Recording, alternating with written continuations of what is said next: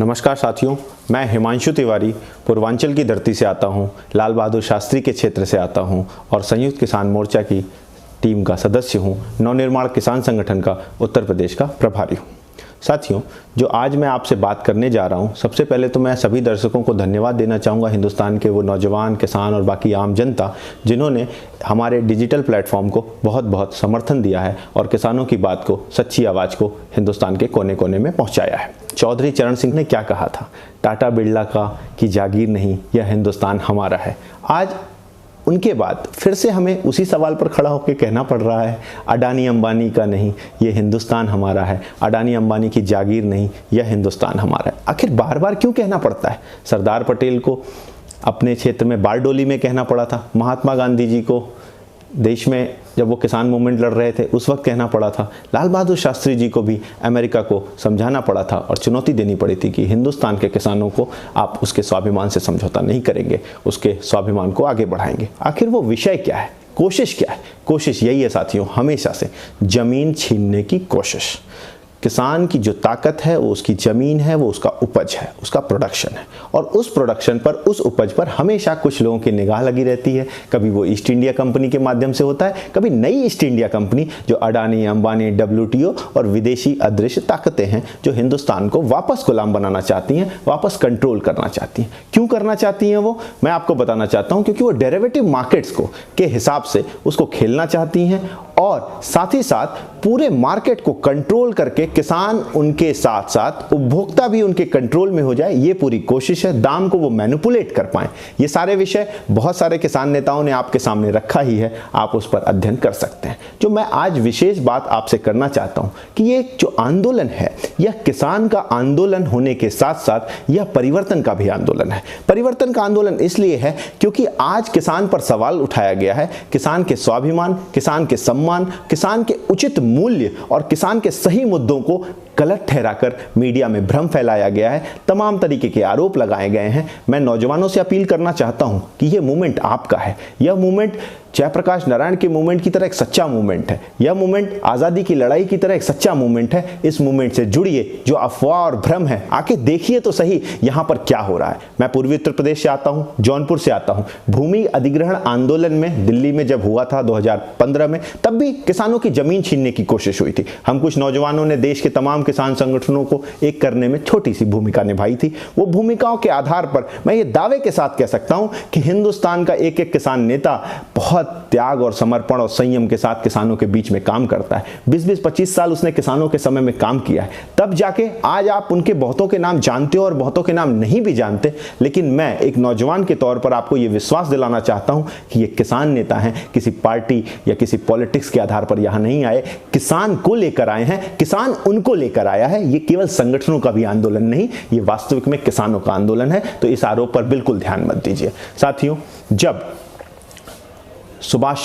लाल बहादुर शास्त्री जी भारत के प्रधानमंत्री थे, अमेरिका ने धमकी दी थी कि हम आपको गेहूं नहीं देंगे, तो उन्होंने कहा था कि हम आपकी धमकी नहीं चाहिए और किसानों पर उन्होंने विश्वास किया था। उस विश्वास के आधार पर देश में किसानों ने आत्मनिर्भर और उपज में आत्मनिर्भर बनाया। साथ ही साथ उन्होंने हिंदुस्तान के लोगों के लिए जय जवान और जय किसान का नारा दिया।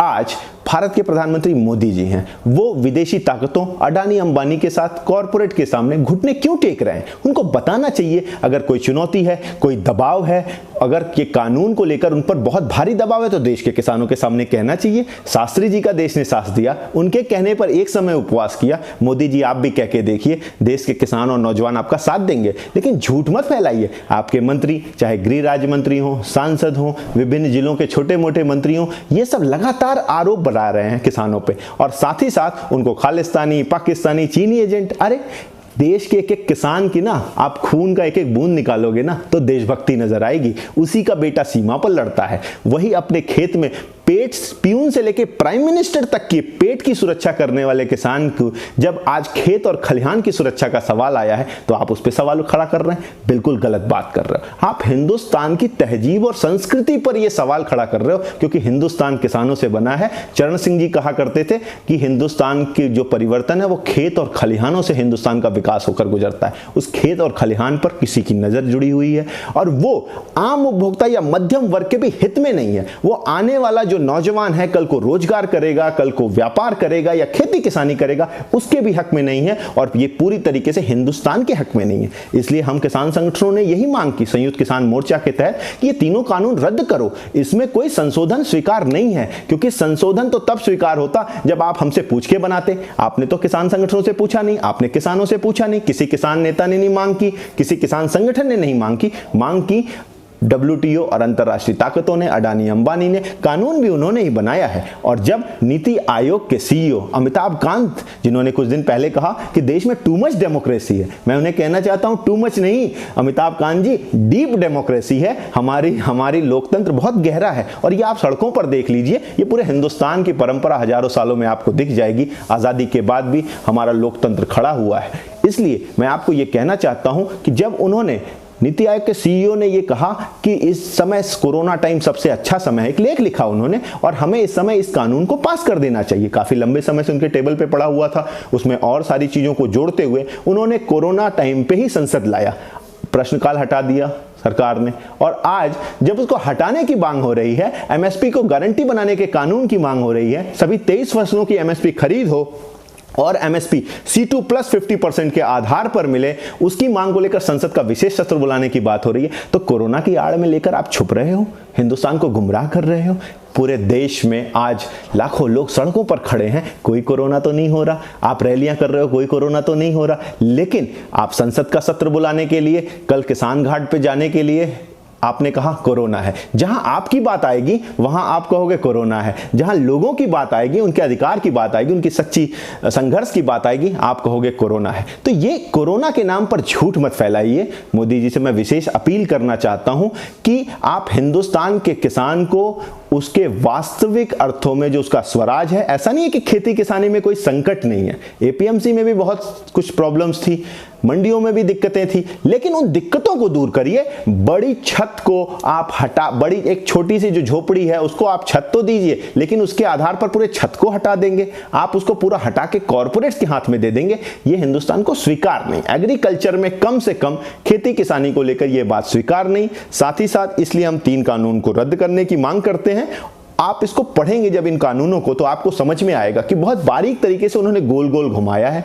जब वार्ताओं में भी वो हमेशा यही कहते रहे कि इसमें फला अमेंडमेंट करा लीजिए, फला अमेंडमेंट करा लीजिए। कैसे करा लें भैया, ये डेथ वारंट है हिंदुस्तान के किसानों के लिए, और डेथ वारंट पे ना कोई समझौता नहीं होता, मौत का फरमान है, मौत को फरमान को रद्द करवाना होता है, और वो रद्द कराने के लिए हिंदुस्तान के किसान खड़े हुए हैं। मैं नौजवानों से अपील करना चाहता हूं कि सड़कों पर आइए। आज आपका सड़कों पर आना, आज आपका संघर्ष करना, किसान के कंधे से कंधा मिलाकर, अपने बाप के साथ, अपने दादा के साथ, अपनी माँ के साथ, जो खेती किसानी में संघर्ष कर रहे, अपनी चाची के साथ, आज आपका संघर्ष हिंदुस्तान के रास्ते को तय करेगा कि हिंदुस्तान का आने वाला समय ऐसे भ्रामक और भ्रम के माध्यम से हिंदुस्तान को दूसरे भी रास्ते पे ले जाएगा या स्वराज के रास्ते पे ले जाएगा। मेरा विश्वास है हिंदुस्तान के नौजवानों तक ये अपील पहुंचेगी, और हिंदुस्तान के नौजवान किसान के साथ मिलकर, कंधे से कंधा मिलाकर, अहिंसक पूर्ण तरीके से त्याग और तपस्या के बल पर त्याग कर और संघर्ष कर अपने आप को जेलों में डालने के लिए आज किसान तैयार है, आज संघर्ष करने के लिए तैयार है। नौजवान को भी उनके साथ कंधे से कंधा मिलाकर सड़कों पे आना चाहिए, और वो आएंगे तो सरकार पर और दबाव पड़ेगा। अंत में मैं आपसे अपील करना चाहता हूं कि मोदी जी ने 27 तारीख को मन की बात करेंगे वो, और वो मन की बात में क्या करेंगे, यही बताएंगे कि ये कानून बहुत अच्छा है, यही बताएंगे कि ये कानून कितने क्रांतिकारी हैं। और मैं देश के किसानों से, नौजवानों से, आम जनता से अपील करना चाहूंगा कि जिस तरीके से ताली थाली बजाकर हमने कोरोना के समय मोदी जी का समर्थन किया था, उसी तरीके से ताली थाली बजाकर हम आज किसानों का समर्थन करेंगे और कहेंगे अपने प्रधानमंत्री को कि आप अडानी अंबानी की बात मत करिए, आप अपने मन की बात मत करिए, आप देश के खेत और खलिहान की बात करिए, आप सड़कों पर खड़े हिंदुस्तान की बात करिए, किसान की बात करिए।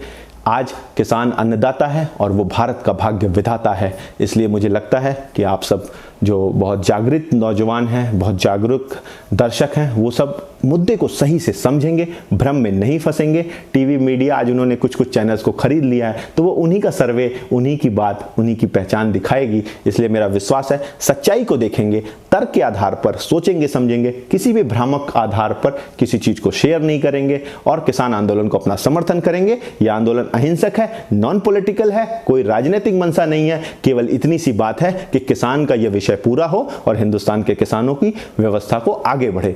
जो वो भ्रम FL आया है, जैसे उन्होंने सुप्रीम कोर्ट में कहा A2+FL को उन्होंने उस आधार पर 50% देने की बात कही है, और ये कहा है कि हम C2+50% के आधार पर नहीं दे सकते किसानों को MSP की गारंटी। आज वो कानून में भी जो उन्होंने प्रस्ताव भेजा है वो लिखा है लिखित में दे देंगे। लिखित में क्या होता है भैया, आप आज प्रधानमंत्री हो, कल कोई और रहेगा, हम परमानेंट तो नहीं रहने वाले, इसलिए हमें लिखित में नहीं, किसी संसद में चाहिए। हमारी संसद जो है उसमें चाहिए, वो सार्वभौमिक है, उस पर हमारा विश्वास है। हमें बीजेपी पार्टी पे या कांग्रेस पार्टी पे या किसी अन्य पार्टियों पे के लिखने से हम नहीं मानने वाले। हम मानने वाले हैं संसद में, कैबिनेट में पारित प्रस्ताव से और उसकी बनाए गए गारंटी के कानून से। जैसे आपने ये कानून लाया, इसको वापस लीजिए, कानून को MSP की गारंटी का कानून बनाइए। ये हमारी अपील, यही हमारा संघर्ष है, और इस सच्चाई को हम जय किसान और जय जवान और जय नौजवान के नारे के साथ परिवर्तित कर पाएंगे। धन्यवाद, सुनने के लिए बहुत बहुत धन्यवाद। इस वीडियो को शेयर करिएगा और हमारे डिजिटल किसान प्लेटफॉर्म के सभी YouTube, Facebook जो भी तमाम प्लेटफॉर्म्स हैं उनको लाइक कीजिए, शेयर कीजिए और बाकी देश में फैलाइए। जय हिंद, जय किसान।